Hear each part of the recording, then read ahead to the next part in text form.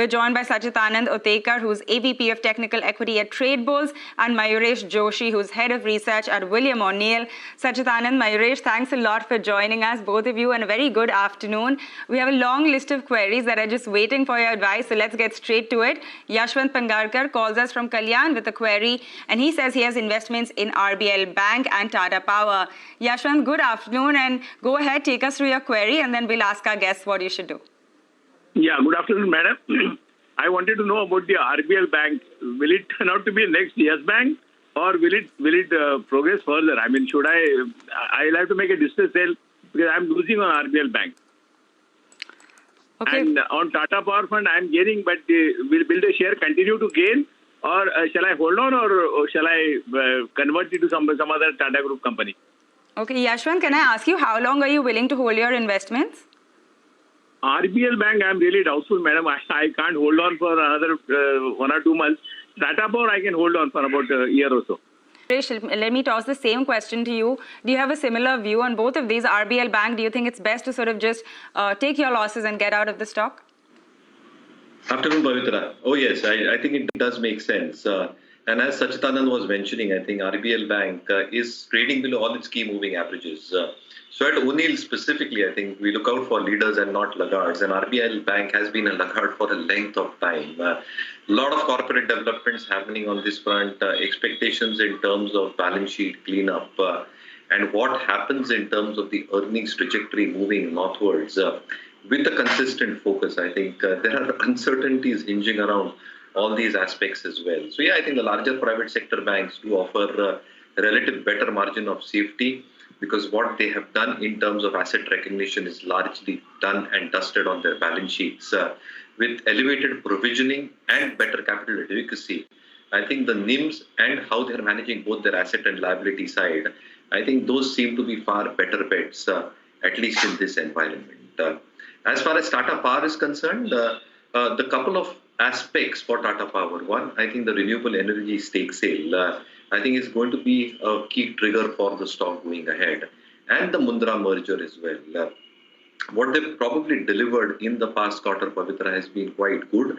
What you're expected to see with the EPC order book at 920, 930 odd crores, that should be burgeoning, because the government focus on renewables is pretty large. And Tata Power specifically, in terms of their solar EPC order book, expected to move northwards. And even the EBIT margin performance should be higher as well. So I think if these two things happen, one, I think the RE stake sale, the Mundra merger, I think that can have a significant impact in a positive manner on the balance sheet as well. And the EV space as well, I think what they're probably entering into, and the capex that they're drawing up for 1,000 EV charging points for 15 odd crores, I think the capacity, the capex intensity is far lower, and that's a huge opportunity as well. So I think there are plenty of triggers for Tata Power. There are also a lot of expectations in terms of commitments for the electricity bill and act as well, which can also act as further trigger points for their core business as well. So we can very well hold on to Tata.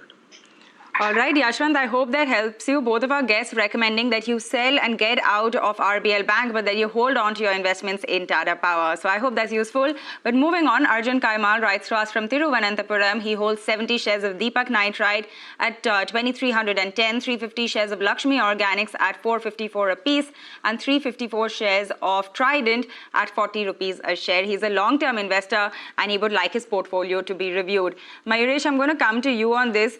You know, he has made money on this, but for a lot of these stocks, he did get in at a higher price as well, right? But if you look at, say, a one-year chart for any of these, it's been a wild run. Do you think there's lots more to go here? It will be, Pavitra. I think these stocks have gone through the roof in terms of price performance, but they are now stabilizing, consolidating, whatever you call it. But I think all these three stocks have sufficient ammunition and trigger points within themselves as well. Deepak Nitrite as a case in example. I think what you're probably seeing in terms of their phenolics business, the backward integration that they're doing in terms of the phenol acetone spread. And even though on a month-on-month basis, the prices of both phenol and acetone might have come down, if you draw out a longer-term trajectory, the expectations in terms of import substitutions, the capex that they are doing, and expectations of far more stable margins in this line of business. And moving on, we have another viewer who's written in to us. Satish Bhandiwa writes to us from Belgaum. He holds 500 shares of Canara Bank at 180 apiece. He is a short-term investor and wants to know whether he should hold or sell this stock. Okay, so that is the call on Canara Bank. Mayuresh, if I can bring you in on this as well. Fundamentally, how do you look at this stock? And I have another query. I know this is not what our guest asked, but at a time when some of the premium banks are available at such decent valuations, do you think it makes sense to sort of look at anything else? Well, it might make sense, but I think you need to be a little bit more careful within the entire PSU basket. For Canara Bank in particular, Pavitra, I think based on last quarter's con call, they've maintained their full year slippage guidance of less than 15,000 odd crores, but they do expect larger amount of recoveries and upgrades, and that directly adds on to their bottom line. They are expecting a loan growth of more than 7.5%, with retail loan growth of more than 10%, and NIMs can be anywhere between 2.8 to 2.9. So I think for the last quarter, earnings were supported by treasury gains. There was an improved fee structure element as well. But on the business front, what you're probably expected to see with retail loan growth exceeding 10 odd percent, NIMs at 2.8, 2.9, a large part of recognition done, PCR at very, very commendable levels at this point of time, and expectations of improvement in ROAs and ROEs, specifically because SMA overdues are just 2% from 3% a few quarters back. So I think with the turn in the corporate asset cycle, expectations of book value increasing and return ratios coming back to normalization levels can be a given for Canara Bank. So if he's a medium-term investor, he can very well hold on to Canara. Welcome back. You're still watching Your Stocks on CNBC TV 18, and Sachidanand Uttekar and Mayuresh Joshi are still with us to take all of your queries. We have N.M. Murthy who writes to us he's actually on the line with us from Hyderabad with a query. He has multiple investments. Mr. Murthy, please go ahead, take us through your query. Yeah, thank you, Pavitra. Actually, I'm having my investments in Varroc Engineering, where I have bought them at 359 rupees, 500 shares. So, along with that, there are some other stocks like Rallis India, where I have bought 300 shares at 319 rupees, and J Corp Industries. I have taken shares at 131 rupees, and Lincoln Pharma at 354 and 100 shares. I just want to have an opinion whether I can hold on to these, and otherwise can I book a part profit of these shares. Okay, let's ask our guests exactly that. Mayuresh, coming to you on this, do you think that was the technical view on these stocks? Take us through a more fundamental perspective. Do you think these look good? Yeah, I think they can be held on. I think if the perspective has to be taken for each individual stock under consideration, Varroc as an example, right? Its European business obviously impacted significantly by chip shortages. And that is a feature that is playing out for most auto players, both OEMs and their ancillaries as well. However, I think the expectations in terms of the shortage constraint coming off and Q4 onwards, numbers improving, I think that should be a huge sign of relief. The second element is their India business itself. So I think on the low base itself, with expectations of a strong revival in the two-wheeler industry, as well as adoption of the EV ecosystem, I think there can be a significant traction when it comes to the India business as well. So I think OEMs coming back to normalization level, utilization levels ramping up, creating operating leverage, both in terms of its overseas operations as well as India operations. The consolidated numbers should start appearing far better from Q4. And therefore, the cash flow should also exhibit better traction from the coming quarter onwards. So you can definitely hold on to Varroc. When it comes to Rallis, again, I think input costs in the past quarter did hit the company's performance quite significantly. Gross margins actually came down to 36 odd percent, if I'm not mistaken.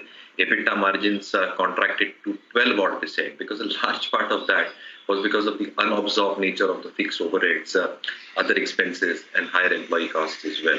However, I think with lower pricing pressure for its key molecules, the expectations in terms of what they're probably doing for their key products, backward integration as well, and increase in the CRAMS part of the business, which is a high value margin accretive business, that should start propping up the numbers for Rallis in the next few quarters to come. So you can very well hold on to that one as well.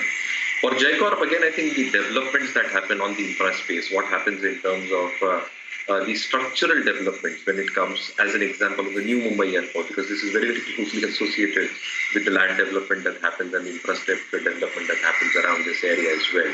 I think any key developments and the kind of progress that we probably see is going to have a multitude effect in terms of numbers going ahead. So I would agree with Sachidanand, the stock might actually consolidate, but there are a few triggers for this stock going forward as well. So you can very well hold on to this stock with the assumption of these triggers actually playing out over the next few quarters. All right, Mr. Murthy, I hope that helps you. Both of our guests recommending that you hold on to these three investments that you have in Varroc, Rallis, as well as Jack Corp. Time for just one more query. M. Satya Srinivas writes to us from Chennai. He holds 400 shares of Dilip Buildcon at 638 apiece, and he wants to know if he should continue to hold on to this investment. Mayuresh, he is suffering quite a loss on this one, right? And the stock has corrected quite significantly. I think it's seen a 25% correction in just 1 month. What do you think you should do now? Do you get out of a stock like this? Also, since it's an infra play and you have the budget coming up, you normally do get some kind of sort of push in that direction. So do you think that could aid the move? That will. And typically, Pavitra, if you see for these road developers, I think it's typically a couple of aspects that their business is built upon in terms of both the annuity part of their business and what probably comes through the EPC portion as well. Now, how much equity needs to get pumped into the orders that you've got at hand? How is your execution status moving on? And how much leverage are you carrying onto your balance sheet? I think that becomes extremely, extremely pertinent. So for Dilip Buildcon in particular, I think it's again moving below all its key moving averages. Earnings have been disappointing for the last few quarters. But you need to be very, very selective within this space itself. So I think a couple of larger names, if I may put it that way, KNR Constructions, PNC Infratech, if you have a comparison done in terms of their balance sheets, relatively low debt or absolutely very, very negligible debt for both these players compared to Dilip Buildcon. Working capital days are absolutely manageable, and therefore the return ratios are far, far better with a diversified order book, which probably runs into both hybrid annuity contracts and there's an EPC, including some portion happening from the agricultural side of the business as well. So I think all these aspects play out very, very positively in terms of numbers going ahead. And therefore, he has to be a little bit more constructive on this space. So I think it's going to be a struggle for the stock to come back to its original price. All right. Okay, that is the call on Dilip Buildcon. Actually, Mayuresh, Sachidanand, I'm going to thank you on that note. We're completely out of time, but thank you very much for joining us today and taking our viewers through all of those queries that they had.